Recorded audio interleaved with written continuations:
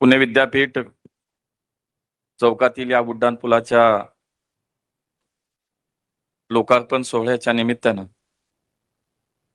या कार्यक्रमामध्ये उपस्थित ज्यांच्या शुभ हस्ते या पुलाचं आज उद्घाटन होत आहे ते आपल्या राज्याचे लोकप्रिय मुख्यमंत्री आदरणीय देवेंद्रजी फडणवीस साहेब, राज्याच्या उपमुख्यमंत्री आणि आपल्या जिल्ह्याच्या पालकमंत्री आदरणीय सुनीताबाई पवार, माननीय उपमुख्यमंत्री एकनाथजी शिंदे साहेब, राज्यमंत्री आदरणीय माधुरीताई मिसाळ, पुण्याच्या महापौर मंजुषाताई नागपुरे, स्थानिक आमदार सिद्धार्थजी शिरोळे, उपमहापौर परशुरामजी वाडेकर, स्थायी समितीचे अध्यक्ष श्रीनाथजी भीमाले, विरोधी पक्षनेते निलेशजी निकम, पीएमआरडीचे आयुक्त डॉक्टर योगेशजी मसे, माजी आमदार सुनीलजी टिंगरे, व्यासपीठावरती उपस्थित सर्व अधिकारी, सर्व लोकप्रतिनिधी आणि कार्यक्रमाला उपस्थित आपण सर्वच मान्यवर बंधू आणि भगिनींनो, आजचा उद्घाटनाचा कार्यक्रम हा या ठिकाणी संपन्न होतोय, परंतु त्याला एक वेगळी आजच्या कार्यक्रमाला एक भावनिक किनार आहे.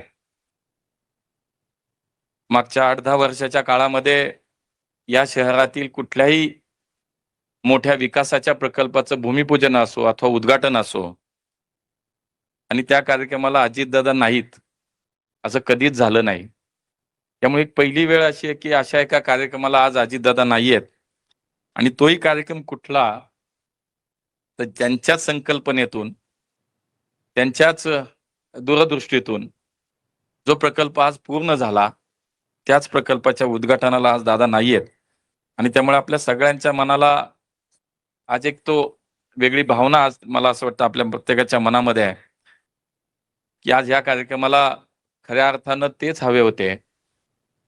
कारण हा प्रकल्प मला आठवतं की 2021 साली 2020 ला साधारणतः या प्रकल्पाच्या विषयाबद्दल सुरुवात झाली आणि त्यावेळेला महानगरपालिकेमध्ये मी या शहराचा महापौर म्हणून काम करत होतो आणि दादा जिल्ह्याचे पालकमंत्री होते, स्थानिक आमदार म्हणून सिद्धार्थजी शिरोळे या ठिकाणी काम करत होते. आणि बघा, मी नेहमी म्हणतो की विकासाच्या कामात कधी दादांनी राजकारण केलं नाही. विकासाच्या कामात सर्वांना सोबत घेऊन दादा काम करायचे आणि या पुलाचं बांधकाम आज पूर्ण होतं याचं मूर्तिमंत उदाहरण म्हणजे सर्वांना सोबत घेऊन त्या काळचे पालकमंत्री म्हणून दादांनी आम्हाला सगळ्यांना सोबत घेऊन या पुलाचं नियोजन केलं. या पुलाचं काम पूर्ण करण्याचा त्यांचा जो मानस होता, त्यांचा जो संकल्प होता तो मला वाटतं आज पूर्ण झाला. आणि म्हणून मागच्या नियोजन समितीच्या बैठकीमध्ये सुद्धा वहिनी दादा सिद्धार्थ दादांनी एक आपली भूमिका मांडली, एक म्हणणं मांडलं. आमच्या सगळ्यांचं तेच म्हणणं, आदरणीय देवेंद्रजी आपल्या या कार्यक्रमात व्हर्च्युअली सहभागी झाले, त्यांच्या हस्ते आजचं उद्घाटन मी आपल्या पुणेकरांच्या वतीने त्यांचं मनापासून या कार्यक्रमामध्ये स्वागत करतो. आणि या त्यांच्याही उपस्थितीमध्ये हा विषय आम्हाला आपल्या समोर ठेवायचा आहे की आमच्या सगळ्यांचंच एकमत आहे आणि कदाचित ती तुमची सुद्धा भावना आहे की या पुलाला ज्यांनी या पुलासाठी काम केलं, ज्यांनी या पुलाची कल्पना मांडली आणि रात्रंदिवस या पुलाच्या पूर्णत्वासाठी ज्यांनी खूप काम केलं, योगदान दिलं, त्या अजितदादांचं नाव या पुलाला देण्यात यावं अशी आमची सगळ्यांची भूमिका आहे आणि कदाचित तीच सुद्धा तुमचीही भावना आहे. आणि म्हणून मनापासून आम्हाला आनंद होईल जर या पुलाला आपण जर अजितदादांचं नाव दिलं.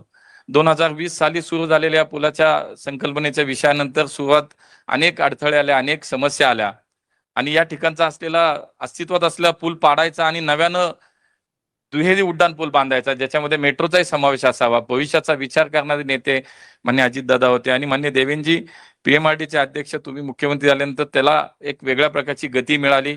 अजितदादांची कल्पना, त्यांचं योगदान, आपला याच्यामध्ये असलेलं आपले निर्णय आणि याच्यामुळे सिद्धार्थ शिरोळे यांचा सातत्याचा पाठपुरावा, या सगळ्या गोष्टी जेव्हा एकत्र आल्या आणि योगेश मसेन सारखे कार्यक्षम अधिकारी त्याच्यामध्ये काम करत होते आणि म्हणून पुणेकरांसाठी अत्यंत महत्वाचा असा हा प्रकल्प आज पूर्ण झाला.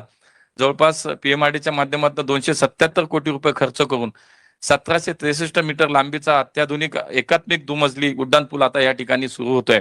आणि म्हणूनच मला असं वाटतं की या सगळ्या परिसर, शिवाजीनगर असेल, औंध असेल, बाणेर असेल, पाषाण असेल, या सगळ्या भागातील नागरिकांना आता निश्चितपणे या विद्यापीठ चौकातली वर्षानुवर्षाची असलेली वाहतुकीची कोंडी आहे, आता सुटण्यास मदत झाली आणि सुटकेचा निश्वास निश्चितपणे आता पुणेकरांनी, या पश्चिम पुण्यातल्या पुणेकरांनी घेतला आहे. आणि मला पुणेकरांचं मनापासून या ठिकाणी धन्यवाद सुद्धा व्यक्त करायचे आहेत, की ज्यावेळेला इथला अस्तित्वात असलेला उड्डाणपूल पाडणं आणि त्यानंतर सातत्यानं पुढचे 3-4 वर्ष या ठिकाणी या पुलाचं काम करण्यासाठी जो काही वेळ जात होता आणि त्यामध्ये ज्या काही अडचणी निर्माण होत होत्या, ह्या सगळ्या पाहता पुणेकरांनी खूप संयम राखला आणि या प्रकल्पाला त्यांनी मनापासून साथ दिली. आणि म्हणून मी त्यांचं सुद्धा मनापासून या ठिकाणी धन्यवाद व्यक्त करतो. आज पुणे हे ग्रोथ हब म्हणून, आज पुणे फास्टेस्ट ग्रोविंग सिटी म्हणून आपण पुण्याकडे पाहतोय. माननीय देवेंद्रजींच्या नेतृत्वाखाली या पुण्यातील भविष्याचा विचार आपण करताना आज आपण केला IT हब, ऑटोमोबाईल, स्टार्टअप्स आणि संशोधन क्षेत्रात पुणे हे जागतिक नकाशावरती आज आपलं पुणे आहे. आणि पुढच्या काळात माननीय मुख्यमंत्र्यांची जी संकल्पना आहे की GCCचं कॅपिटल पुणे असावं, पुणे ते मुंबई हे डेटा सेंटरचं एक कॉरिडॉर असावा, पुण्यामध्ये भुयारी मार्गाच्या माध्यमातून 56 किलोमीटरचं एक नेटवर्क पुढच्या काळातलं पूर्ण करावं, अशा अनेक प्रकल्प या पुण्याच्या भविष्याचा विचार माननीय मुख्यमंत्र्यांनी या ठिकाणी निश्चितपणे केलेला आहे. आणि म्हणून या राज्याचे मुख्यमंत्री म्हणून ते काम करतातच, परंतु पुण्यासारख्या शहराकडे सुद्धा त्यांचं एक कायम लक्ष असतं, त्यांचं एक विशेष प्रेम पुण्याबद्दल आहे.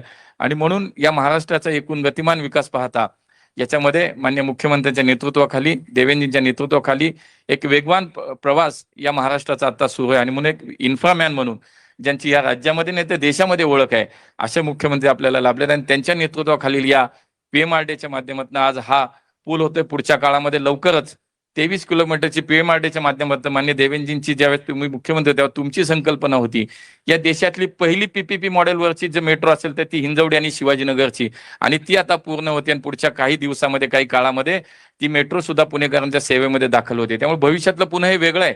भविष्यातल्या पुण्यामध्ये मेट्रोचं नेटवर्क जवळपास 120-130 किलोमीटरचं पूर्ण होतंय. या ठिकाणी तुमच्या संकल्पनेत जवळजवळ 56 किलोमीटरचे भुयारी मार्गाचं नेटवर्क पूर्ण होतंय. या ठिकाणी पुण्याच्या सार्वजनिक वाहतूक व्यवस्थेमध्ये केंद्र सरकारने 1000 बसेस आता मान्यता दिली. पुढच्या काळामध्ये 4 ते 5000 बसेसची अधिकची गरज आपल्याला पुढच्या काळामध्ये तुमच्या नेतृत्वाखाली तुम्ही पूर्ण करून पुण्याला देणार आहात.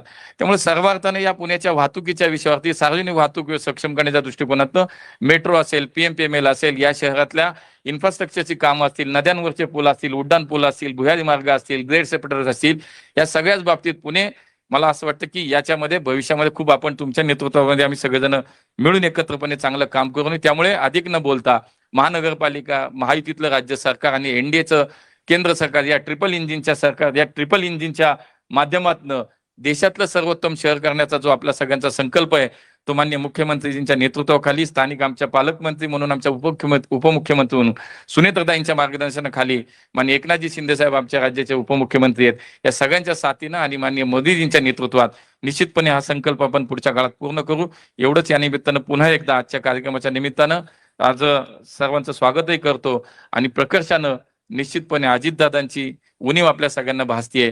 आणि पुन्हा मला असं वाटतं या पुलाच्या लोकार्पणाच्या निमित्तानं दादांना ही अनोखी आणि एक वेगळी आदरांजली सुद्धा ठरू शकते. धन्यवाद. महाराष्ट्रातील ताज्या बातम्यांसाठी बघत रहा टाइम्स टुडे 18 न्यूज. सोबतच शेअर करा, सबस्क्राईब करा आणि बेल आयकॉन प्रेस करा.